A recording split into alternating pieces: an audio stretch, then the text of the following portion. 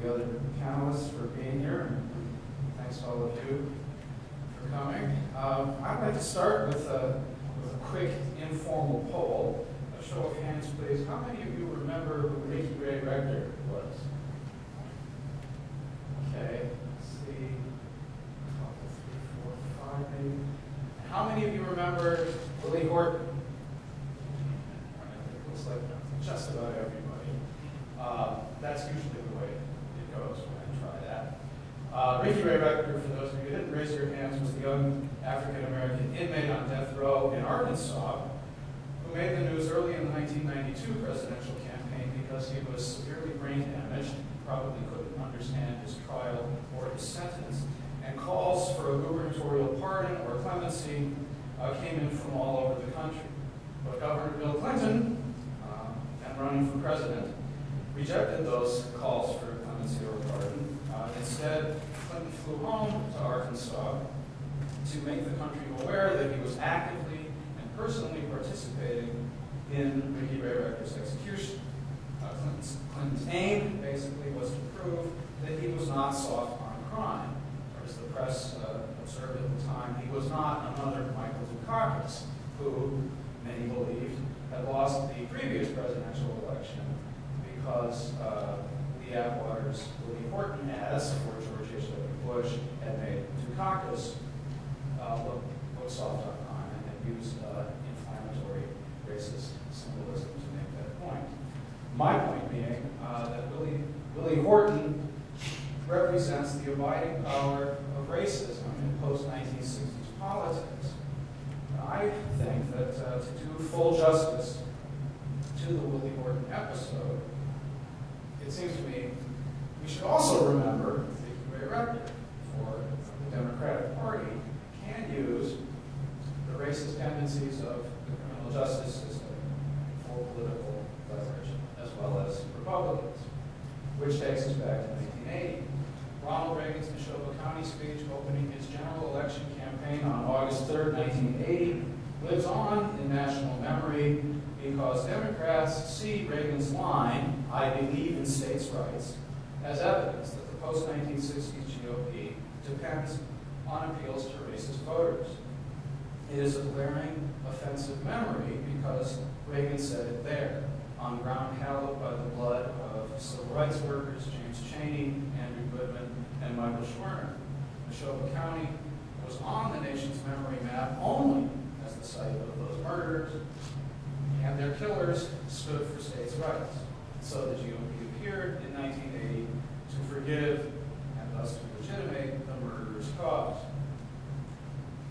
I want to suggest today that although Democrats, and full disclosure, I'm a Democrat, although Democrats use Reagan's Neshoba County speech to prove the persistence of racism in post-1960s politics, I think the effect of the Neshoba story, our Neshoba story, is to understate the persistence of racism by confining the picture of racism to Republicans and to old-fashioned Southern policies.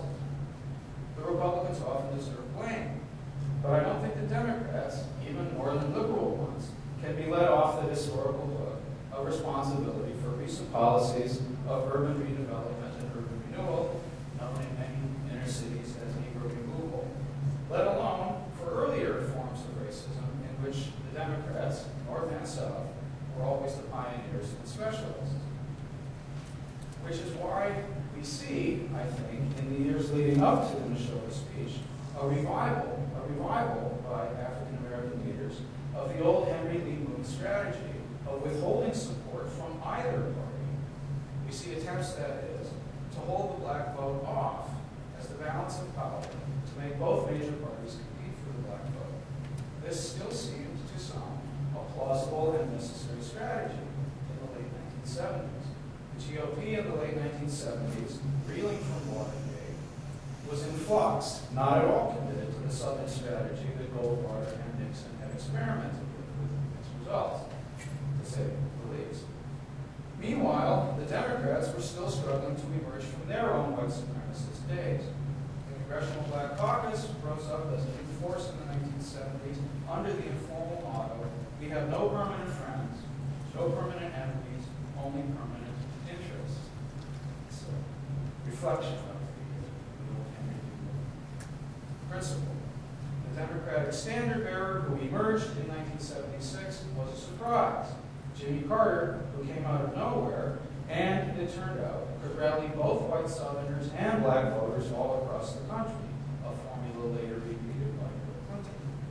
A central problem in the history of freedom in America stands out in high relief at that moment. The problem being, how do you get a system of majority rule to honor, to defend, and even to advance minority interests? In the 1976 primaries, Carter got significant black support as a new kind of Southern Democrat who openly courted black voters, yet could also win statewide office in the South. Martin Luther King Sr., for example, wanted Republican Nelson Rockefeller to be president, but as soon as Rockefeller announced that he would not run, Daddy King vigorously supported his own new South Democratic governor, Jimmy Carter. Coleman Young, Andrew Young, and other prominent black elected officials had great faith in Carter as one who could stop George Wallace by taking huge numbers of Southern white voters away from Wallace, which Carter did when he won the Florida and North Carolina primaries March 9 and 23, 1976. Those feats confirmed and bolstered widespread, pragmatic black support for a candidate who could win, a candidate, in other words, who could square the circle of majority support for minority interests in what was still in many ways a racist country. Then, just before the New York and Wisconsin primaries in April 1976, a racial gaffe, as the press called it, shook Carter's position. Carter told a reporter that he supported free choice for black homebuyers, and he mentioned, by the way, my next-door neighbor is black. Then Carter added, but to artificially inject another racial group in a community, I see nothing wrong with ethnic purity being maintained. I would not force a racial integration of a neighborhood by government action.